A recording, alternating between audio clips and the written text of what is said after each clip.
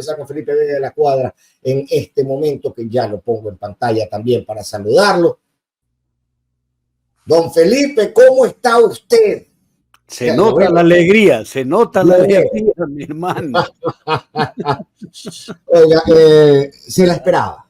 Yo creo que tú más que yo. Sí, no, yo estaba convencido de que la ganancia del no iba a ser contundente en las 4 preguntas. Ayer que analizábamos con Alonra, Santiago, empezamos desde el primer momento de que hubo datos en el CNE, reportaban de 3 actas. Y yo dije, ese es el resultado que vamos a tener. O sea, cuando apenas habían 3 actas ingresadas, yo sostuve, no estoy echándome flores ni nombrándome agorero de nada con esto, pero es que era evidente, porque lo que tú dijiste en el prólogo de esta conversación es cierto. Esta es la expresión de la gente, del poder popular, de la convergencia popular en un pensamiento único y contundente. No, señor Noboa, no. Ya. Con muchas motivaciones, Fernando. Motivaciones. Tiene mucho poder, Felipe, esto, ¿no? Porque al final nos hemos pasado criticándonos entre ecuatorianos. No es que tú eres borrego, no es que tú le sigues a Noboa, no es que tú eres ni sé qué, como si todo el día, tú sabes que el lema de este canal, terminamos todos los días nuestro programa pidiéndole a la gente que nos permita que le dé pensando, pero en este país siempre se acusa al otro de que le están dando pensando, sin darse cuenta de que en esta otra orilla también hay quien pretende darte pensando. El asunto es, en ese juego de acusaciones donde nadie parece pensar, o todo el mundo parece acusar al otro de no pensar por cuenta propia, al final el mensaje poderoso es que esto nace de la ciudadanía y sin ningún liderazgo político que lo encabece. Y ese es un mensaje no solamente para Daniel Noboa, sino también para todas las organizaciones políticas. Para todo el espectro político. Pero mira, no nace el día de ayer. Este es un fenómeno que viene manifestándose en el Ecuador. Y las manifestaciones más contundentes y evidentes han sucedido en la marcha por el agua en Cuenca. Sí. Una movilización espontánea, oficiosa, porque la gente tomó la decisión de salir a protestar por sí propia, por sí misma, espontáneamente y oficiosamente, tratando de hacer algo para evitar el daño al agua en Cuenca y para evitar el autoritarismo, etc. Pero es un movimiento espontáneo que en Cuenca significó más de 100,000 personas de toda extracción ideológica, de toda extracción social y de toda posición política, convergiendo en un solo empeño: el agua se respeta. Señor Noboa, no. Mira, Cuenca. Luego viene 33 días de paralización en la provincia de Imbabura, con ciertos correlatos en Loja, en Cañar y en algún lugar eventualmente de Bolívar o de Chimborazo o de Cotopaxi. Esa paralización, digamos, descentralicémosla en Imbabura. Esa paralización de Imbabura no fue producto de las dirigencias, también fue espontánea, también fue oficiosa, porque logró cosas. Mira, las comunidades resolvieron, obligaron a las organizaciones de segundo grado como la UNORCAC a que tomen una posición firme, y la UNORCAC empujó a las otras organizaciones como la FENOCIN para que tomen una posición de paralización en el Ecuador. Ya. Esto es un segundo momento político seguido, a renglón seguido, en donde la gente toma conscientemente, Fernando, no emocionalmente, conscientemente una posición frente a la realidad. Y la tercera es cuando empieza la campaña electoral, no la campaña formal, no la campaña del CNE, sino cuando hay la convocatoria al referéndum y consulta popular, la gente toma también oficiosa y espontáneamente toma la iniciativa de hacer una campaña por el no. Se habla en el mercado, se habla en la calle, se habla en el colegio se hablaba. Y empiezas a poner en la red social, la conversación pública va por todos los efectos que tendría un triunfo del sí. Se analiza profundamente el valor del patrimonio natural de la humanidad, que es Galápagos. Es decir, no es esta cosa, este castigo emocional de, no me cumpliste, entonces voto no. Es un voto consciente. La mayoría, habrá también lo otro, ¿no? Pero estoy tratando de... Hay siempre en un referéndum de esta categoría un cierto porcentaje de personas que votan aprobando o no la gestión del presidente. Al final es una evaluación de la gestión o no lo es, Felipe, como bien dices. Claro que es lo una es. evaluación de los peligros que se enfrentan a futuro, y más bien esos peligros son peligros que decidimos no recorrer. Claro que lo es. Es una evaluación, y no solo de la acción pasada, sino de las posibles acciones futuras. Y ahí es en donde está la reflexión del pueblo ecuatoriano. Porque la defensa de la Constitución de Montecristi, que tiene una serie de cuestionamientos emocionales, que es chavista, que es bla, bla, bla, que es de Correa, que no es cierto, que sí es producto de la Revolución Ciudadana, pero también de miles de actores políticos en el Ecuador y de sectores de la sociedad que participaron en ello.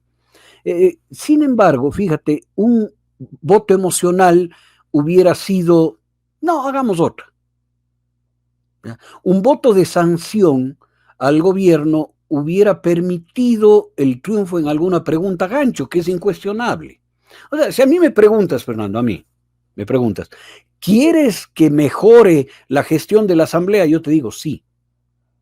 Pero el gancho a esa pregunta, que no tiene otra opción que un sí, era, ¿quieres que reduzca el número de asambleístas? Y la gente prefiere un voto consciente.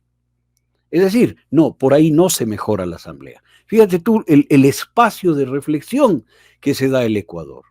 Y en esa pregunta también gana el no. Y en otra pregunta que era de cajón, ¿quieres quitarle la plata que da el Estado a los políticos? Sí, porque se convierten en espacios de compra-venta, de todo lo que hemos visto, ¿no? Pero hay un proceso de reflexión que dice, entonces solo quieren que ellos que tienen la chequera hagan política. Fíjate ese nivel de conciencia que adquiere el pueblo ecuatoriano. Y esa pregunta, que en un proceso emocional, emotivo, sensitivo de votación hubiera ganado, acá pierde. Solamente 3 provincias muestran que tenían un nivel más alto de emocionalidad que de pensamiento, ¿no? Porque en el otro no es que no hay emocionalidad, sí hay, pero hay un nivel más alto de pensamiento. Imbabura, en Cotacachi y Otavalo, el no gana con el 80%, pues. Ahí hay una demostración de que no es que la gente mestiza estaba en contra del paro, que odiaban que iban a salir a matar indígenas. O sea, ahí hay un nivel de conciencia, de reflexión de este pueblo. Y eso el señor Noboa no alcanza a mirar. Y sus asesores no alcanzan a mirar. A mí me interesa mucho eso, Felipe. ¿Cómo dejan estos resultados la mirada de la realidad del gobierno nacional?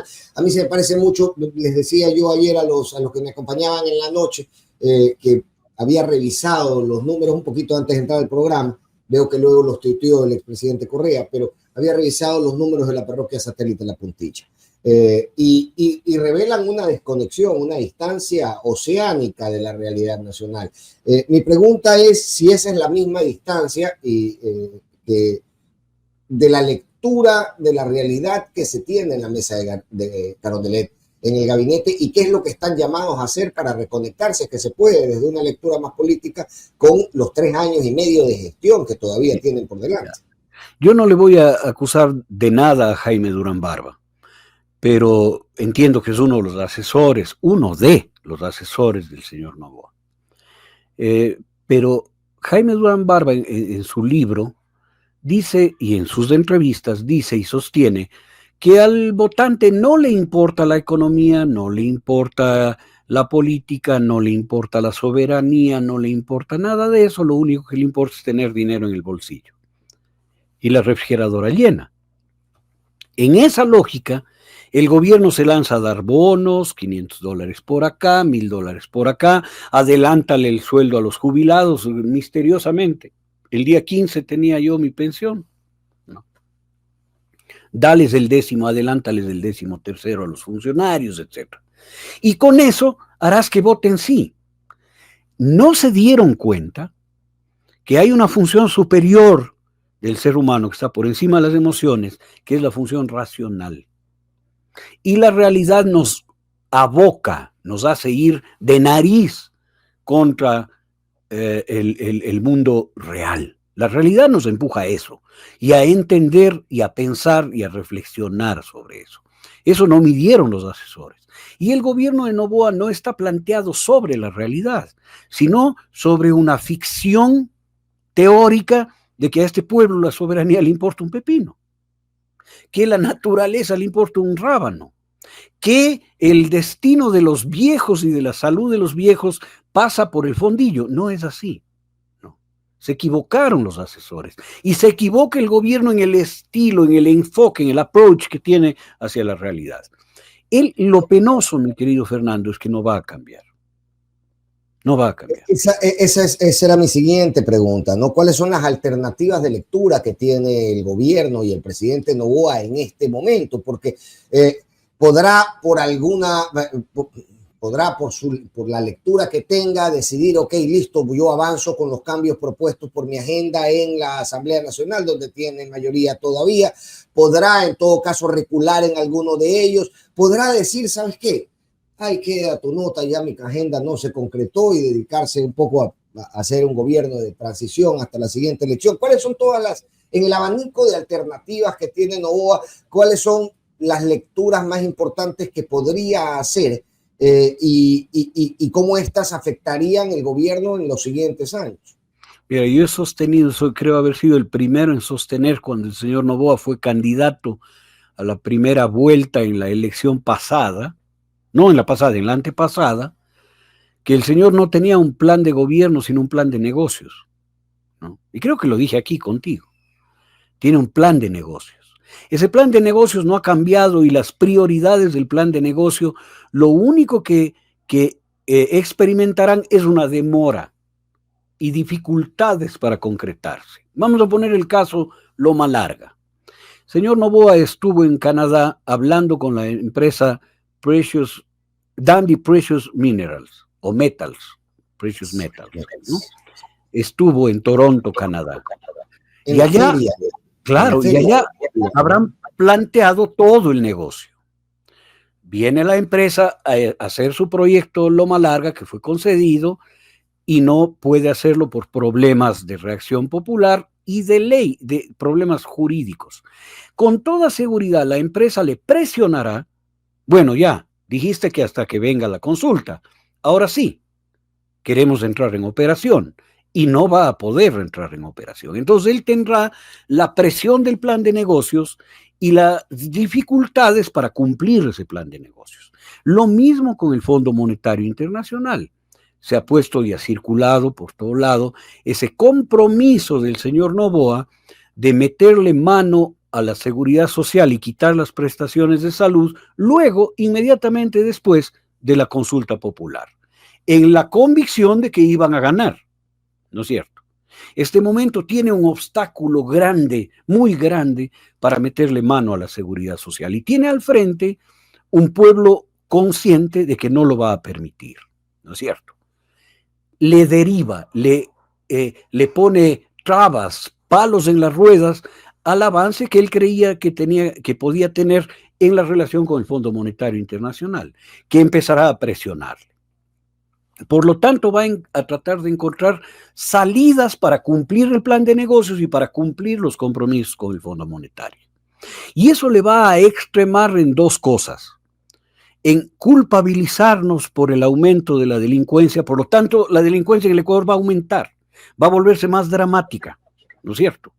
Fíjate que después de votar, anunciaron la captura de alias, sí, de alias Pipo. Sí. Alias Pipo en España. O sea, ¿cómo es eso? Voto por el sí y a captura del cabecilla. No, ese era el mensaje, ¿no?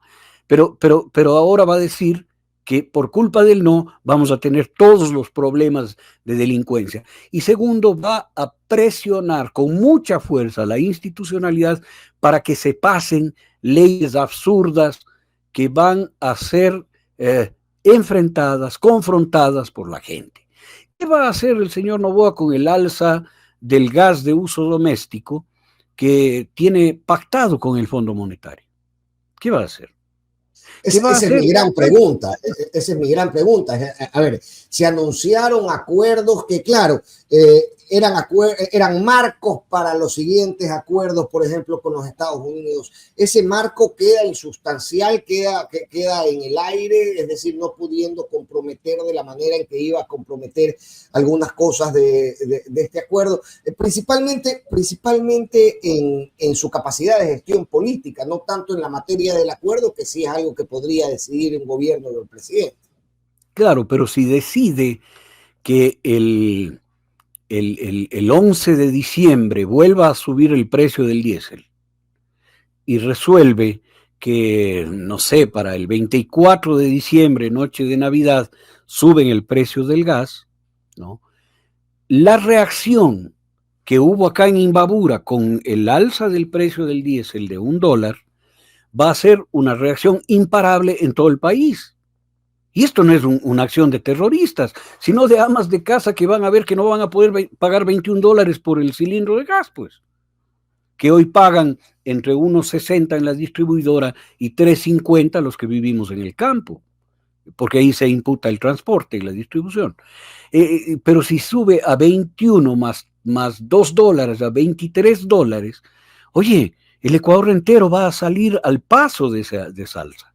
Y ahí no hay persona a la que le puedan comprar y decir, bueno, yo le voy a dar un bono. No. Es decir, este es el problema real que se viene. Y un agregado. ¿Crees tú que las Fuerzas Armadas, que estarán haciendo análisis de escenarios, van a decir, así sigamos apoyando todo lo que diga el dueño de la hacienda, cuando el 60% de la población no está de acuerdo con eso? Claro. Mira qué interesante, porque esto también lo tengo yo apuntado acá, es cómo reconfigura la posición de las instituciones frente a Carondelet, frente al presidente de la República, estos resultados electorales, porque al final, a ver, una Contraloría timorata y con miedo no es lo mismo cuando piensa que el presidente tiene el 100% de apoyo popular que cuando se da cuenta de que solamente aruña el 40%. Una corte constitucional que ha estado condicionada por el poder que muestran las plumas del pavo real, hoy por hoy podría empezar a actuar de otra forma. ¿Cómo se reconfigura la misma Diana Tamaín en todo este escenario del Consejo Nacional Electoral? ¿Cómo se reconfigura la relación entre las instituciones? Mira, hay cosas que ya te saltan a la vista, te saltan inmediatamente, a la madrugada de hoy ya saltaron. Señora Diana Salazar, el Ecuador no le quiere a usted al frente y en ningún cargo. El Ecuador le ha dicho no, porque usted fue anunciada pues como una de las asambleístas constituyentes. Le dijeron no. El Ecuador le dijo no. Señora Diana Atamaínt, el primer comentario que se extendió como pólvora en el Ecuador es: tiene que acabarse el encargo de los miembros del Consejo Nacional Electoral y ya. ¿No es cierto? O sea, el Ecuador le dice, váyase a la casa. La Corte Constitucional tiene que poner las barbas en remojo y saber que puede tomar decisiones ceñidas a la Constitución vigente, sin esperar que hayan modificaciones, y una asamblea constituyente que se iba a convertir en asamblea de plenos poderes, inmediatamente. Y que tenía como objetivo a la Corte Constitucional. Como objetivo. Es decir, la Corte tiene que tomar una posición no solo de defensa de la constitucionalidad y de la Constitución de Montecristi, sino que tiene que tomar una posición de defensa de la institucionalidad jurídica en el Ecuador. Lo propio con las Cortes de Justicia, con la Fiscalía. Mira, el mensaje es renovador a todo nivel. Y el mensaje es organizador del poder popular. Porque toda la gente que trabajamos, cada uno desde su lugar, Fernando, sin articulación ninguna entre nosotros, sino con la acción en redes, que esto es lo más importante del mundo contemporáneo, ¿no? La acción en red. Yo hago lo mío, tú haces lo tuyo, y hacemos una trama enorme de acciones que termina por ganar a las acciones políticas con chequeras inagotables, ¿no es cierto? Y nosotros con cero dinero. Esto sí no un llamado, es el inicio formal de este poder popular que, como tú ponías en la conversación, tiene que ser entendido, mirado y asumido por quienes quieran ser dirigencia política en el Ecuador. O sea, ya no es, pues yo manejo en mi claustro de 5 o 6 autoridades las decisiones en el Ecuador y ¿saben qué? Borregos, vayan a votar. Eso se acabó. Ya se acabó. No sucedió en Cuenca, no sucedió en el paro de Imbabura y no sucedió en el proceso electoral del domingo. ¿Por qué va a suceder más adelante? Y es la misma lectura que tienen que hacer todas las organizaciones políticas. Claro, por supuesto, porque al final esto nace desde por fuera de sus instituciones, si se puede.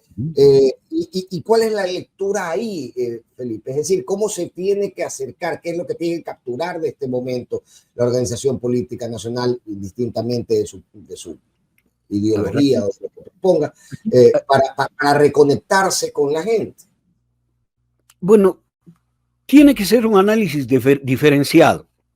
Analizar el destino de los partidos de la derecha ecuatoriana es diferente a analizar el destino de la Revolución Ciudadana. Por lo tanto, tiene que ser un análisis diferenciado. No sé si valga la pena hacerlo ahora. Pero, ¿qué tiene de común todo esto? Que la estructura partidista, se vuelve de alguna manera innecesaria ante la acción política directa del poder popular. Y digo poder popular porque es el poder del trabajador, del ama de casa, del estudiante, del nadie, de los nadie, que en este país somos muchísimos, Fernando. Somos la absoluta mayoría. Y ese poder pasa por alto a la estructura política que dice representarla, ¿no? En el caso de la Revolución Ciudadana, con menos virulencia que en otros partidos de la izquierda ecuatoriana, que lamentablemente a veces no tienen ni siquiera base a quien representar, ¿no?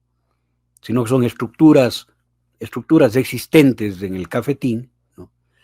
Y en la derecha es que ya no son funcionales para la oligarquía ejerce el poder directamente. El heredero de la oligarquía guayaquileña, de un sector de la oligarquía guayaquileña, y los herederos de ese sector oligárquico ejercen el poder directamente. Y la vicepresidencia... Está bien interesante esto para el análisis, Felipe, porque yo sí me lo pregunto muy, muy profunda y genuinamente, si Daniel Noboa maneja la misma agenda que las oligarquías ecuatorianas, o son agendas diferenciadas que la propia oligarquía no alcanza a entender y defiende de alguna manera porque sabe que funciona como una barrera de contención del avance de la centroizquierda, pero al final no es que la comparten, no es que están comunicadas y mimetizadas del todo las agendas de la propia derecha y la de Daniel Noboa, ¿no? Teniendo un conflicto de interés tan amplio y tan expandido en todas las áreas del mercado. Pautemos algunas diferencias evidentes de lo que conocemos. Primera diferencia evidente, candidatura directa de Álvaro Noboa Pontón a la presidencia de la República, disputándose contra Yamil Maguad-Wit, que no es oligarca, pero que es representante del partido mediador de la oligarquía serrana en la política y en el poder, la Democracia Popular. Y fue la democracia popular y las oligarquías, los otros partidos oligárquicos de la costa, Social Cristiano, por ejemplo, PRE, por ejemplo, una cosa de populista, pero que en la misma dinámica, que le boicotearon pues y le hicieron el fraude, ¿no? E impidieron la llegada directa de Álvaro Noboa. ¿Por qué? Porque hay contradicciones, ¿no es cierto? Después viene el feriado bancario como una contradicción intraoligárquica entre las plutocracias guayaquileña y serrana. Se comieron los bancos guayaquileños, ¿no? Y León Férez Cordero, paladín y recadero de esa oligarquía, salió a decir: con Guayaquil, aquí nadie se ahueva, carajo, y vamos a defender los bancos guayaquileños. Mira tú. O sea, había una contradicción intraoligárquica. Por lo tanto, existen y seguimos. Hoy, cuando Guillermo Lasso llega al poder, llega a la banca guayaquileña medio aserranada, o sea, curiosamente, pero entra en contradicción con los propietarios del Banco El Pichincha, para llevarse el Banco del Pacífico y no le dejan. Mira tú, estoy poniendo facts, hechos, ¿no?, que nos dicen a nosotros que hay contradicciones intraoligárquicas. Luego, Daniel Noboa llega como expresión de toda la oligarquía nacional. Y en la segunda elección llega con la oligarquía quiteña, con la hija de la familia Pinto como vicepresidenta. Ya no hay ninguna candidatita de por ahí, ¿no? O sea, las oligarquías plenas y los herederos, el señor Olsen a ese lado, el señor Lama al otro lado, o sea, los hijos herederos de las oligarquías están en el gobierno. La pregunta es, ¿cuál es la contradicción del señor Noboa con ellas? Sale Osvaldo Hurtado a hacer campaña por el no. Entonces, recurren otra vez al mediador político de la oligarquía de la sierra. ¿Por qué razón? Porque el señor Noboa quiso llevarse el negocio petrolero, y el negocio petrolero ha sido inveteradamente territorio de propiedad de las oligarquías quiteñas. ¿Te refieres a los CP y a los CP y al Campo Sacha? ¿No es cierto? Claro. Entonces le dijeron, no, saque la mano de ahí. Saque la mano de ahí. Ahí está su contradicción. El cambio constitucional apuntaba a establecer una ley pirata como el código de comportamiento pirata de la isla de la Tortuga, ¿no?, para que el pirata mayor se lleve todo lo que quiera. Esta era la intención. Y la oligarquía le dice: hey, no. Preferimos una constitución un poco más morigerada que nos permita seguir haciendo los negocios, pero aquí no viene alguien a llevarse santo y limosna. Esa es la realidad con la que tiene que lidiar ahora el señor Noboa, ¿no? Y la gran ventaja es que el pueblo no está ahora en la mitad, pues. El pueblo es el tercer actor que se levanta con mucha fuerza y dice: oigan, llegó el comandante y mandó a parar. Nosotros somos mayoría absoluta y aquí o escriben con buena letra o se van a ver con nosotros. Este es el mensaje de fondo. Ahora, vamos justamente a esas lecturas y a los errores de esa lectura, porque si bien existen estas contradicciones, de las mismas contradicciones acabamos de decir, ¿no?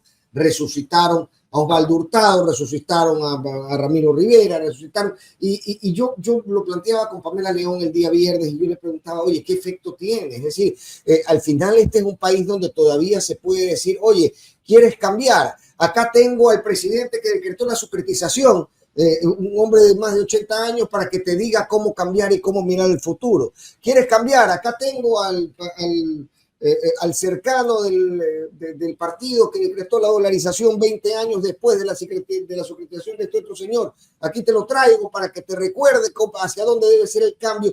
Y esas cosas suceden porque piensan que tiene efecto, Felipe. Y eso es algo que me preocupa muchísimo, porque realmente... primero, que a los resultados de hoy, todos somos técnicos el día lunes, abona este concepto de desconexión que que estamos manejando, pero por otro lado, el hecho de que desde la política se proponga hacia futuro con una mirada a los actores del pasado, que además es un pasado doloroso si lo revisamos en punto a punto, resulta al menos peculiar y llamativo, Felipe, respecto de lo que queremos ver como país de aquí a mañana. Estamos hablando en los días de la inteligencia artificial, con vocerías de Osvaldo Hurtado. A ver, yo creo, Fernando, que no es tan dramática la apuesta de las oligarquías con los partidos de derecha, porque les dejan morir, porque no les necesitan. Yo creo que esta fue más bien una movida también, más radicalmente, de los partidos de derecha por sobrevivir. Sobrevivir en una asamblea constituyente. O sea, vamos a apoyar el no en la mira de que va a ganar, ¿no? Y nosotros vamos a ser también partícipes de. Y ahí sacan la vieja maquinaria pesada, ¿no? Osvaldo Hurtado, que presidió la constituyente del 2008, entonces ahora, del 98, qué error más bárbaro que cometí, del 98 en un cuartel militar, ahora viene otra vez a intentar presidir la nueva constituyente. Es la intención más bien de esos partidos agónicos y de promocionar ciertas figuras como esta chica guayaquileña ex social cristiana que hizo una campaña bastante activa por el no. No me acuerdo. Cristina Reyes. Cristina Reyes, exactamente. Entonces, puede haber ese componente también. Y puede haber un componente de ciertas oligarquías que echan mano y dicen, sala a ponerle un poco la cara a Noboa, porque las oligarquías son monopólicas, por esencia, por definición y por antonomasia. Ellos se sacarán la competencia de encima. Y ese riesgo sigue en el país. Creo yo que el golpe que le ha dado el Ecuador a Daniel Noboa, golpe político, con un gran contenido simbólico, ¿no?, va a tener un desenlace en el Ecuador, una sucesión constitucional. Esto lo vengo sosteniendo desde hace tiempo. Yo he dicho que probablemente sea el paso que tengan a vistas las organizaciones políticas y varias organizaciones ciudadanas. Se activa en mayo la posibilidad de recolectar firmas. Creo que la elección de ayer deja en evidencia que las firmas hay para empujarlo por la línea constitucional. Creo que va a ser más simple. Creo que va a ser bastante más simple. En el Tribunal Contencioso Electoral hay una gran cantidad de denuncias de violación del Código de la Democracia por parte del señor Noboa. Basta que el tribunal juzgue alguna para destituirle el cargo. ¿Qué hace falta? Es suficiente. A ver, yo he sido muy crítico en estas últimas eras en que se ha utilizado el Tribunal Contencioso Electoral para perseguir a autoridades electas popularmente. No seguir esa misma línea que ha venido implementando Noboa, impulsándola de persecución a través del Tribunal Contencioso Electoral. Y no suena como contradictorio al final que 5 jueces que tal vez no lo va a impulsar la Revolución Ciudadana, pues, impongan sobre la voluntad popular. Eso no lo va a impulsar la Revolución Ciudadana, pues. Eso lo va a impulsar los Estados Unidos y las Fuerzas Armadas y la oligarquía, pues. Para poner a la oligarquía, a la heredera de la oligarquía quiteña en la presidencia. O sea, eso el pueblo ecuatoriano no va a participar en eso. Va a ser un invitado de piedra, un convidado de piedra. Esto ya ha pasado en el Ecuador. El problema es que ahí hay 3 factores que tienen que converger.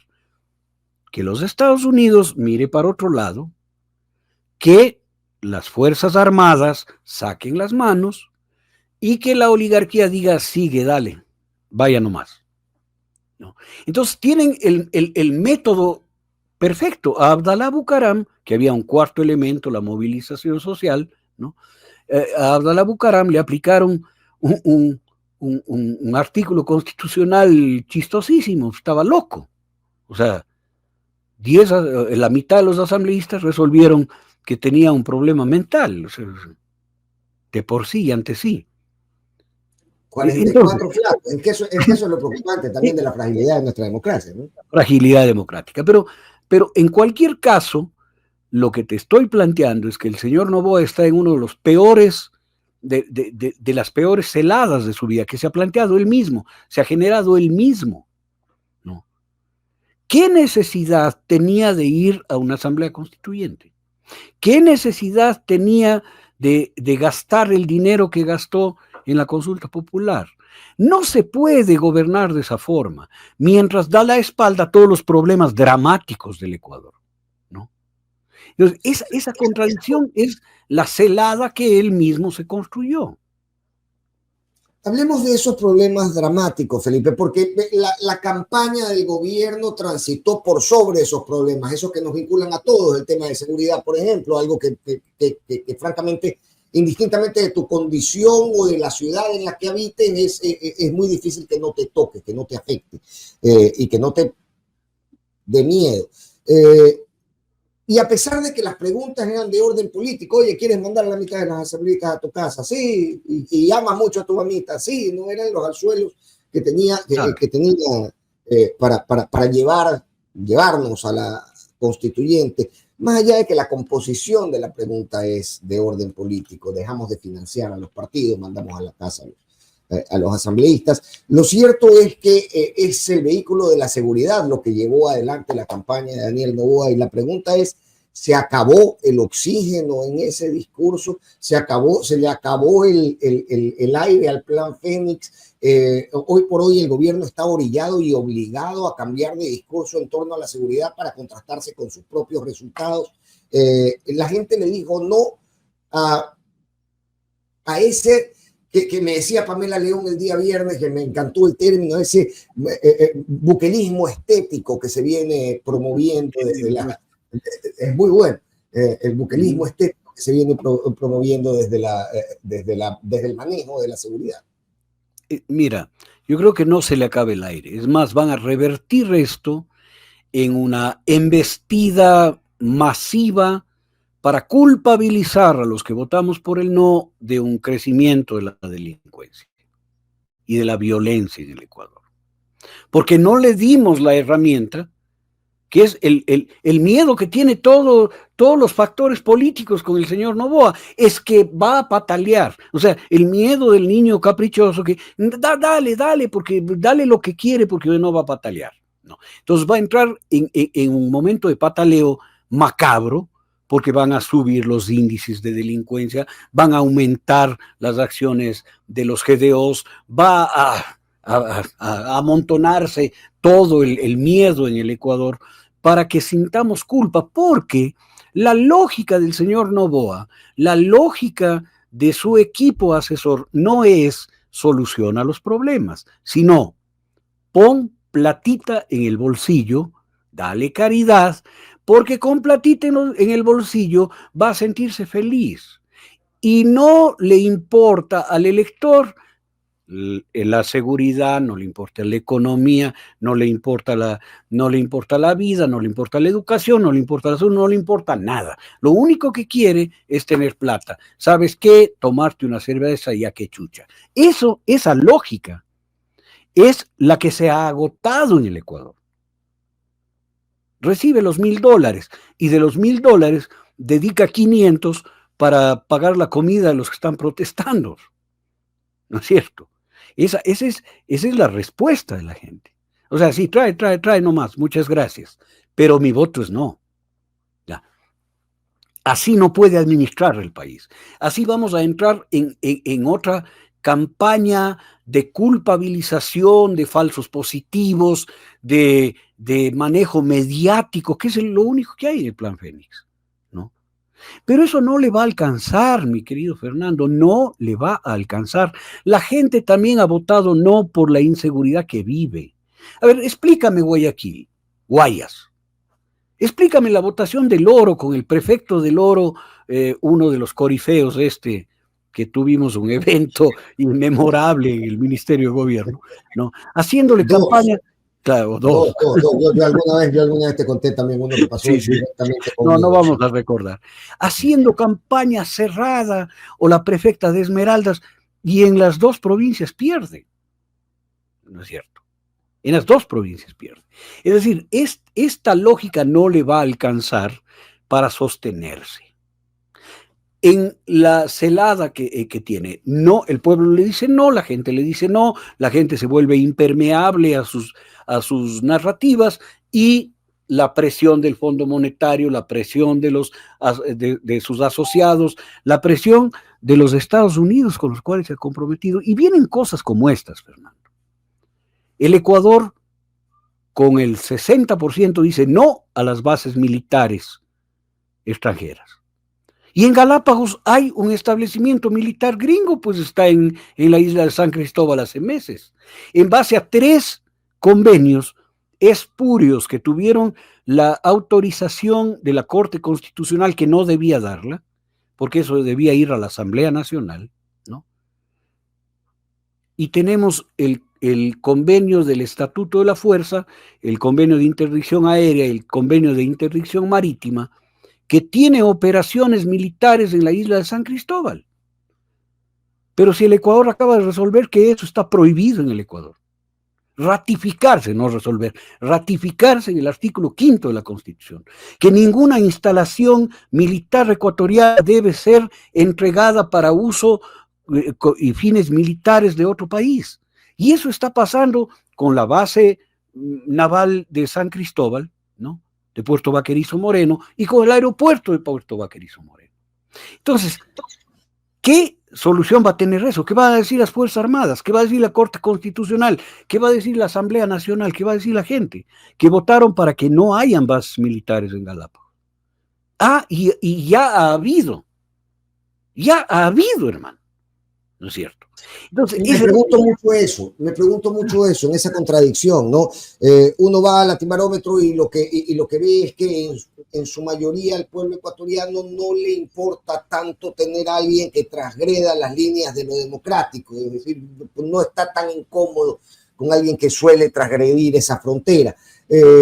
Y sin embargo, cuando se te propone como elector ecuatoriano esa transgresión, convertirla en ley, entonces ahí le niegas esa posibilidad.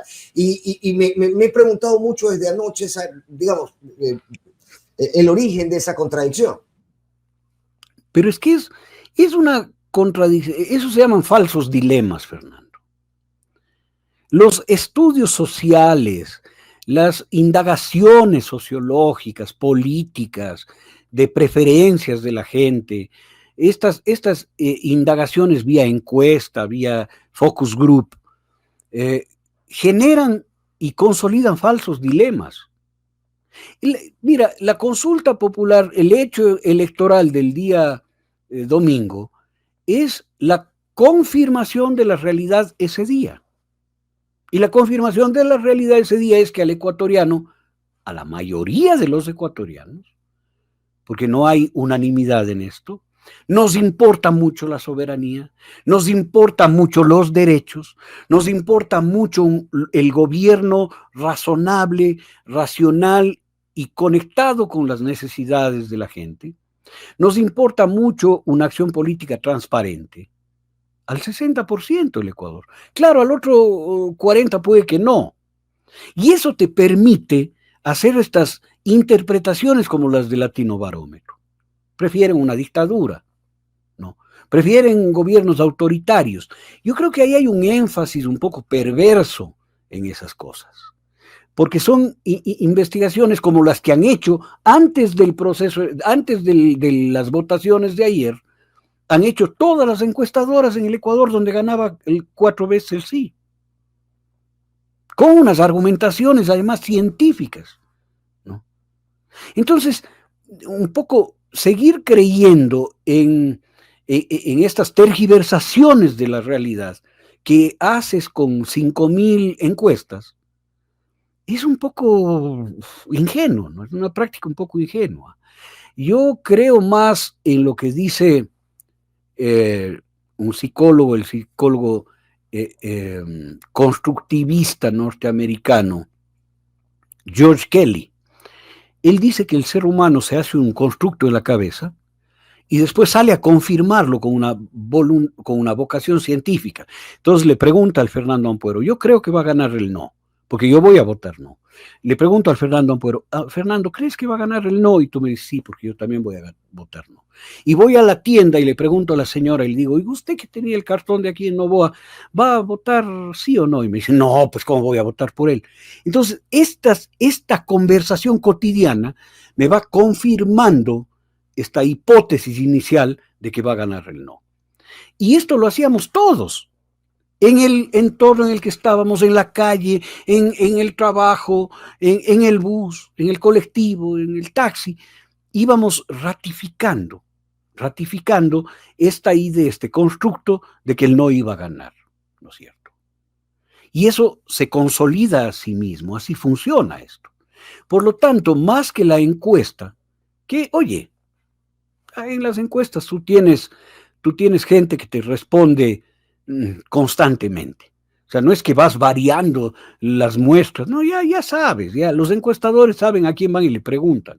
Entonces se convierten en muestras sesgadas de este tema. ¿Ya? Y por eso hay los fracasos que hay. Las encuestadoras han fallado constante y permanentemente en el Ecuador. Por lo tanto, estas afirmaciones de Latino Barómetro y otros se me vuelven al menos dudosas, Fernando. Al menos dudosas. La gente ha demostrado que quiere la Constitución y que quiere esta Constitución. En algunos lugares del 80%. Al final se traduce en eso, pero me pregunto si es un no quiero a Robocop, un no quiero a Daniel Noboa, o un quiero la Constitución de Montecristi, o una combinación de todas ellas. Bien. Yo te aceptaría esa hipótesis si es que hubiese habido una campaña estructurada por un equipo o varios equipos de comunicación política, uno del movimiento Pachacuti, otro de la Revolución Ciudadana, otro, no sé, de ADN se había, ¿no? Que planteaban al votante ecuatoriano las opciones a través de la comunicación política. Y el ecuatoriano llegaba y dice, bueno, voy a elegir entre Robocop y Lex Luthor, ¿no? Entre Superman y Lex Luthor. Ya escogeré Lex Luthor, ¿no? No fue así. El día que lanzó la posibilidad de la consulta popular y referéndum el señor Noboa, ¿no? La gente se movilizó y empezó a hacer su propia campaña, Fernando. Significa que había un componente en una gran cantidad de personas, había un componente de conciencia. Y sabías lo que estabas defendiendo. No es que dijiste, voy a ver si Lex Luthor o Superman o Mazinger, Robocop, no era así, no fue emocional. Habrá un contenido emocional, pero la parte grande de la elección y de la campaña que hizo la gente hizo la campaña, ¿no? Fue una campaña consciente y clara de que hay derechos que se iban a caer de la Constitución. Y tú escuchabas a gente común decir, no, pues es que me quieren cambiar el artículo 28 de la Constitución y yo me quedé foco. ¿Cuál es el artículo 28? La gratuidad de la universidad, de la educación superior. Es decir, eran chicos que estaban diciendo, no quiero que me vuelvan privada a la universidad. Y no voy a dejar que cambien el artículo 28. Es maravilloso, pues son chicos con ganas de participar y a esos chicos hay que hablarle y me pregunto en qué idioma hay que hablarles. Y ese es un poco el elemento neurálgico de todo lo que hemos conversado. Es decir, ¿qué hay para la política desde el día de hoy? ¿Con qué Revolución Ciudadana, ADN y todos los partidos sociales cristianos, los que fueran, a encontrar hoy en los pasillos de la Asamblea, por ponerte un ejemplo? ¿Con qué se quedan los políticos hoy para hablarles justamente a esos chicos con deseo de participar y que no han encontrado todavía en un liderazgo político o en la estructura de un partido la forma de canalizar, y más bien lo han hecho de forma dispersa y creativa, pero participando en la campaña? En una discusión que tenían los jóvenes hegelianos, los seguidores de Hegel en Alemania, uno de ellos, el joven Karl Marx, discutían sobre la dialéctica de Hegel, planteada por Hegel, y el materialismo dialéctico planteado en los escritos filosóficos por Carlos Marx. Y le decían que él estaba renunciando a su maestro, porque su maestro fue Hegel, ¿ya? Y Marx dio una respuesta maravillosa. Yo no he hecho, dijo Marx, más que poner de pie lo que Hegel puso de cabeza. ¿Está bien? Este momento en la política ecuatoriana hay que poner de pie lo que la herencia política de la realidad que vivimos ha puesto de cabeza.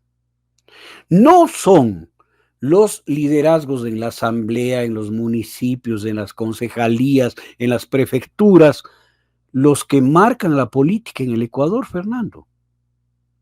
La política tiene que estar en la sociedad, como ha estado en la marcha de Cuenca, como ha estado en el paro de Imbabura, como ha estado en el proceso electoral del domingo, en el proceso de consulta popular. Pero debe ser leída y recogida por esa representación. Pero no. La representación no es la Santísima Trinidad que existe más allá del universo.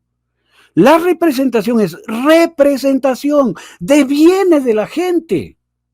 Si no deviene de la gente, no sé si no me hice entender, ese es justamente mi asunto, es decir, hay lecturas que hacer, ¿cómo dejan esas lecturas? ¿Cómo dejan esos aprendizajes de lo ocasionado? ¿Cómo deja la evidencia de que quienes han participado activamente creando contenidos y liderando, si se puede, esta campaña por el no, son jóvenes que no obedecen a una línea política? ¿Cuál es el mensaje de ellos para los políticos a partir de hoy? Porque al final el representante tiene que recoger ese elemento que está ahí manifestándose y evidenciándose ante él. Anoche tuve el privilegio de compartir panel en Ecuador en directo con Leonidas Issa. Primera vez que hablo yo con Leonidas Issa. Y hablamos, él como comunero de Cotopaxi y yo como militante de base de la Revolución Ciudadana. Pero que nos activamos y peleamos por el no, a nuestra manera, en nuestro espacio. Y cuando empezamos a hablar de qué debe hacerse, Leonidas Issa y yo coincidimos en una cosa importantísima. Tenemos que sumergirnos en el lugar en el que estamos con las bases y que las bases de la Revolución Ciudadana y del movimiento indígena den la orientación, la dinámica, el impulso, el empuje para la creación de liderazgos que las representen. Porque este rato no estamos hablando de 4 millones en la Revolución Ciudadana, 4.400.000 votantes que están esperando que alguien salga y les diga, voten por mí. No. Y la gente vaya y vote. No. Son gente que ahora está exigiendo otra cosa, porque está empoderada de la política hoy. Está empoderada de la política, un gran sector está empoderado de la política. Y exige que en el seno de las bases mismas se tomen las resoluciones. Este es, creo que, el fenómeno más extraordinario que estamos viviendo en la política contemporánea del Ecuador y que nos va a librar de lo que acaba de pasar en Bolivia. El conflicto de los liderazgos lleva al triunfo de la derecha. Pero es que esto hay que darse cuenta porque son liderazgos que se abrieron. Es fratricida, lo de Bolivia es fratricida. Claro. Lo de Bolivia es fratricida. Más o menos lo mismo de lo que pasa o pasó en la Argentina, ¿no? Y es más o menos lo mismo de lo que ha pasado aquí y que, bueno, con otros elementos aquí muy diferentes, ¿no? Muy diferenciados, porque las discrepancias dentro de la Revolución Ciudadana no han sido lo suficientemente contundentes como para quebrarnos. A nosotros nos ha quebrado el fraude. Nos ha quebrado un escenario montado de asesinato al señor Villavicencio y la culpabilización de eso. Nos ha quebrado el lawfare. No nos ha quebrado, han intentado quebrarnos, ¿ya? O sea, en el contexto latinoamericano, los que más incólumes estamos, pese a los ataques y al lawfare, a las prisiones, a los exilios, a las acusaciones, a las campañas miserables, la Revolución Ciudadana se mantiene, ¿no es cierto? Pero está en punto de caramelo para dar ese paso, poner de pie lo que se puso con el tiempo de cabeza.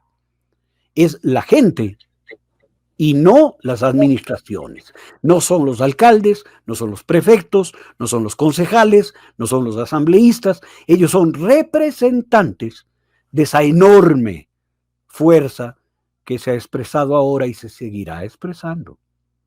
Esa es la tarea. Pero fíjate qué importante que un líder indígena indiscutible, que hoy está en el rol de comunero, y un simple y llano comunicador que se jubiló y que es militante de base, podamos coincidir en eso, ¿no? Y el futuro cambia, pues, hermano. Sí, desde ahí es desde donde se construye el futuro. Felipe, tengo que terminar, pero hay una pregunta que yo no quería dejar de entre toda la lista de cosas que siempre se me quedan pendientes cuando conversamos. Y qué gusto que no nos demos abasto, porque siempre hay una siguiente ocasión. Pero en todo caso, hay algo que yo no quiero dejar de mencionarte, que es una reflexión que hacíamos con la audiencia de la noche el día de ayer.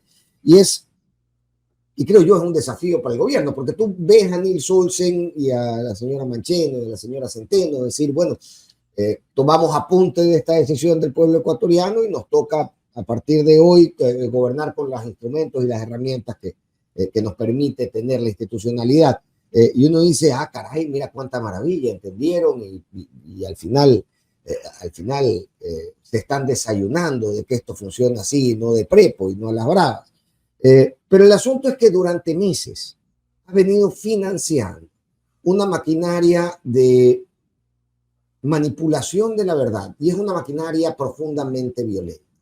Has puesto a hablar, has bastardeado la política poniéndola en voces de influencers, de actrices o actores de realities, de periodistas deportivos un tanto tontos y de violentos, de muy violentos de generadores de opinión, influencers, etcétera, ¿no? Entonces, ahora manifiestan las voces oficiales respeto por la votación y la decisión de la gente, pero ¿cómo vas a detener esta bola de nieve de violencia en el discurso que generaste y que financiaste durante tantos meses? Tanto así que ya el día de ayer se expresaban algunas de estas voces diciendo, entonces ahora no tienes derecho ciudadano a quejarte de la gestión de gobierno, porque ya no vengas a quejarte porque esto es tu culpa y esto se va a poner peor y es tu culpa. Es decir, ¿cómo se detiene ahora esa avalancha, esa bola de nieve financiada y empujada desde el gobierno que tiene que ver con un discurso profundamente distanciador y violento entre ciudadanos? Diría Hamlet, that is the question. Esa es la cuestión, esa es la pregunta. No, porque, a ver, yo te voy a poner el ejemplo del marido maltratador, que le da una paliza a la pobre esposa, porque sí, borracho, y entran los vecinos y le controlan y alguno le da alguna cachetada, y el hombre cambia. Y dice, no, te juro que no es la última vez, me siento tan avergonzado, se va a dormir y 4 días después le vuelve a dar la misma paliza. Eso es lo que está pasando hoy. El triunfo del no significa un cambio para el guión, el plan de negocios, el autoritarismo, los métodos que ha aplicado el señor Noboa y su grupo. No va a cambiar al señor Olsen en nada su gestión autoritaria, torpe e irracional en la Asamblea Nacional. No va a cambiar en nada. Puede haber un mea culpa rapidito para tener pinta de buenos, ¿no? Porque si salen y dicen, no, voy a apretar esto, entonces la reacción de la gente va a ser más dura, ¿no? Entonces van a decir, sí, qué pena, me arrepiento, pero ahora voy a escribir con buena letra. Y no va a suceder eso. Y te decía que esta es la cuestión, porque significa que la gente que ahora votamos por el no, estamos en la obligación de confrontar de alguna manera las acciones autoritarias, las decisiones que van en contra de la ciudadanía. Y yo te voy a decir un comentario que escuché. Te voy a dar 2 datos de ayer en las votaciones. El dato que dijo uno de los compañeros que estaba ahí indígena, dijo, si gana el sí, nos levantamos mañana. Y si gana el no, le dije yo. Bueno, en un mes, dijo. Me pareció extraordinario, ¿no es cierto? Hay una conciencia de la gente de no dejar que el Señor haga lo que le dé la gana. No. Decía un comunero, lo leí en Twitter, un comunero en Otavalo decía, el paro se acabó hoy. Esto la noche de ayer, ¿no? Diciendo como que todo lo que significó la lucha del paro nacional encontró su aterrizaje en la decisión democrática del día. Pero lo que dijo este conocido mío fue, pero se reactivará en un mes, dándole plazo a las medidas que vaya y barbaridades que intentará hacer el señor. Esto es lo uno. Y lo otro, siempre en las elecciones últimas, las Fuerzas Armadas en los recintos electorales han tenido una actitud tremendamente prepotente, ¿no? Que te empujaban, te decían, párese allá y haga cola. En el domingo, en el recinto electoral donde yo voté, estaban paraditos contra la pared, hermano, con una carita de chuta, qué pena, disculparán nomás, ¿no? Ante la presencia masiva de indígenas votando, ¿no? Entonces era una imagen, ¿qué te diré? Como cinematográfica. Verle al verdugo medio ahuevado ante sus víctimas, ¿no? No te dijeron hágase al lado, no te dijeron haga cola, estaban en un ladito. Ese es un síntoma de cómo las Fuerzas Armadas estaban ya percibiendo la realidad. ¿Cómo la percibirán hoy cuando saben que el señor Noboa no tiene fuerza, ¿no es cierto? Esa es una gran pregunta. Por ejemplo, lo que conversábamos con Luis Altamirano, lo hemos conversado varias veces. Hoy, por ejemplo, los altos mandos de las Fuerzas Armadas podrían hacerle una venia a un ministro que decide sacar a su viceministro de los comités de contratación, su viceministro militar, de los comités de contrataciones para las grandes compras, por ejemplo, para las Fuerzas Armadas. Hoy me resulta ya irreal ese escenario. Claro, pero el escenario es más, hay una corriente más de fondo, ¿no es cierto? La corriente de fondo es, ¿qué legitimidad tiene el comandante general de las Fuerzas Armadas para darme órdenes en contra de mi misión? Porque esa es la misión de las Fuerzas Armadas, artículo 158 de la Constitución vigente y ratificada el día de ayer. Dice que es función de las Fuerzas Armadas y la policía garantizar los derechos ciudadanos, las libertades y garantías que tenemos los ciudadanos. Eso querían cambiar, para que las Fuerzas Armadas y la policía no entren en contradicción jurídica con sus acciones y que no sean juzgadas a posteriori por violaciones de los derechos humanos que debían garantizar. ¿No es cierto? Pero este rato ya pensarán muy seriamente. O sea, yo salgo a disparar, ¿con qué ley me protejo? Porque después, tal vez la promesa era, no se preocupen, háganlo, porque vamos a cambiar la Constitución y ustedes van a quedar librados de todo esto. No, ahora no están librados. No están librados. Y esos delitos, crímenes de lesa humanidad y contra los derechos humanos no prescriben. Entonces, el marco constitucional este rato le conmina a las Fuerzas Armadas y la policía a decir, oigan, escriban con buena letra, cumplan la ley. Van a seguir en el apoyo irrestricto al señor Noboa. Van a obedecer a un ministro del Interior o a un ministro de Defensa que no ha tenido la menor contemplación y la menor lógica frente a su función como cabeza civil de la defensa o cabeza civil de la seguridad interna del Ecuador. ¿No? Entonces, todo esto entra en duda en serio. Va a ponerse en duda el Contralor. O sea, le eximo al señor Lama de los 3.700.000 de glosa que tiene, ¿no? Le dejo que vaya al Tribunal Contencioso Administrativo y que allá le perdonen, o... Y luego ¿dónde reboto? Y claro, luego ¿dónde reboto yo? Claro. ¿Dónde reboto yo? O aprieto un poco la tuerca. O sea, mira, podríamos decir que casi es un triunfo simbólico, no es un triunfo simbólico. Esto pone en remojo a mucha gente. a mucha gente, porque la base de la democracia es la voluntad popular, pues, y la voluntad popular está expresada, y no como una trampa, sino como una expresión legítima, autónoma, soberana, oficiosa, espontánea del pueblo ecuatoriano. Y ante eso, hermano, no hay nada que hacer, porque no habrá Jaime Durán Barba que valga, pues. ¿No? ¿Y ADN como organización política? No existe. No existe. Mira, es un aprovechamiento de la estructura que, en la cual, de la que estábamos hablando, que en estos años se fue asentando el poder político en las instituciones. El presidente tiene una estructura política porque es presidente. Si no fuese presidente, no tuviera un perro que le ladre. ¿No es cierto? Este rato el poder está en cuestionamiento. La estructura se le va a desgranar, porque la misma lógica va a aplicarse en los cuadros de ADN. Oye, yo estoy aquí violentando la ley en la asamblea. Algún día me toman cuentas. ¿Quién me va a defender? O sea, aquí o salto al vacío o salto al vacío. Otra cosa era si ganaba el sí.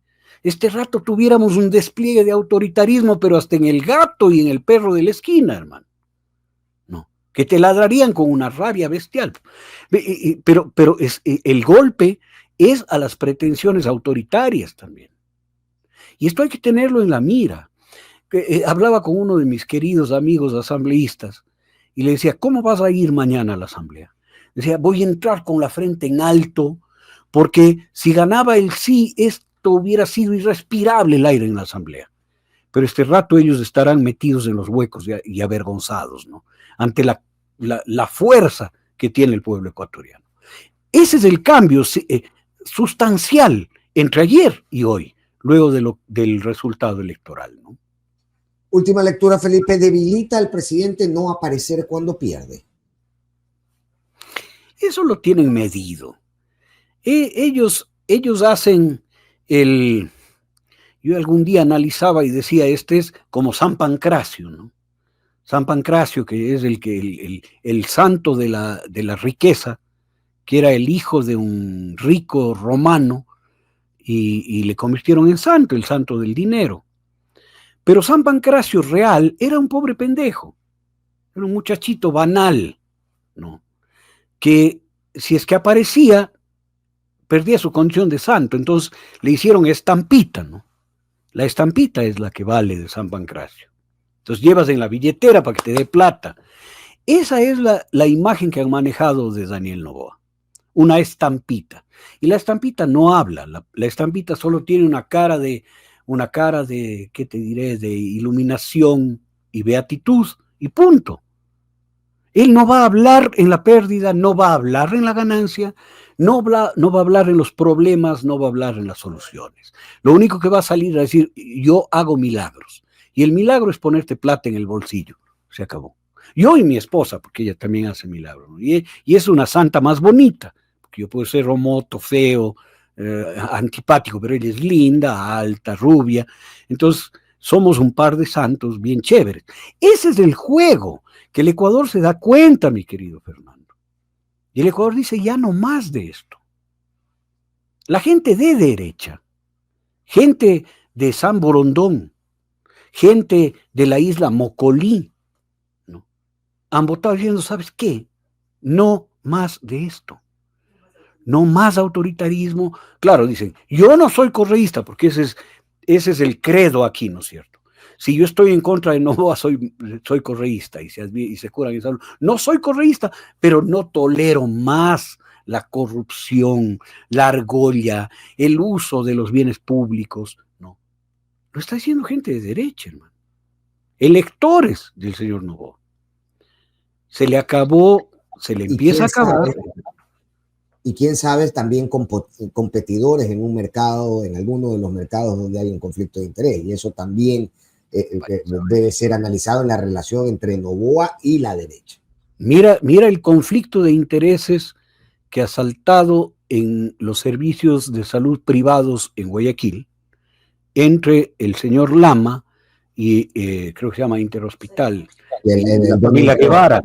Yo le tengo mucho respeto a José Guevara. Sí, es un médico de primera, es un hombre correcto a todo trapo, a toda línea, ¿no? Y él ha tenido el coraje de salir a decir, miren, están queriendo quebrarme porque soy la competencia, pues, ¿no? Esto es también lo que está pasando, mi querido Fernando. Y hay que mirarlo, hay que mirarlo.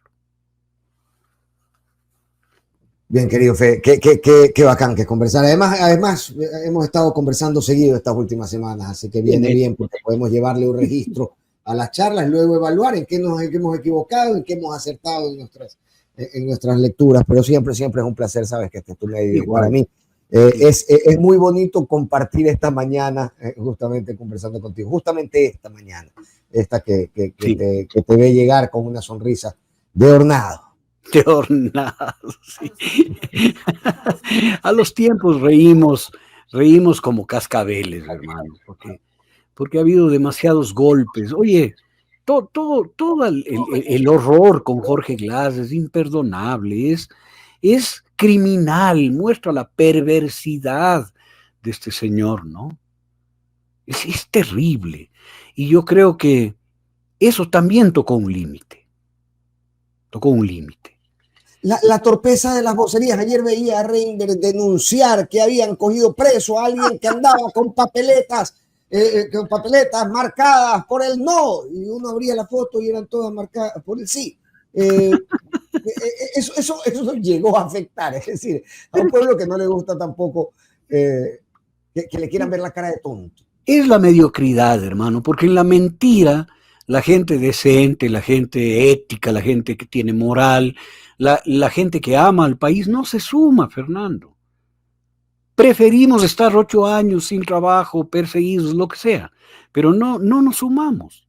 Entonces, ¿quién se suma? El mediocre, el que nunca descuella, el que está siempre en los últimos lugares. Y esa mediocridad, esa incapacidad es la que campea hoy en el Ecuador, hermano.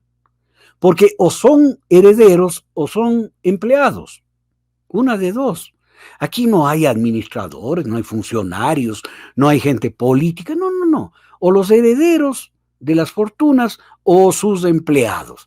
Y el empleado será lo que sea, pero es empleado nomás. No. El insolente recadero. Exacto. Amigo querido, un abrazo enorme, Fernando. Gigante abrazo. Gracias, querido Felipe. Y seguimos hablando si es que la vida no nos pone en otros derroteros. Aquí estaremos siempre, querido amigo. Un abrazo gigante. Bien, Felipe Vega de la Cuadra, hacíamos un repaso de todas las lecturas que podría dejar. Todavía hay algunas que deben asentarse, todavía hay algunas situaciones que debemos colocar ya con los resultados en el escenario y en el contexto para ver cómo se van a ir desarrollando, si se puede, los comportamientos políticos en los próximos días, en las próximas semanas y en los próximos meses.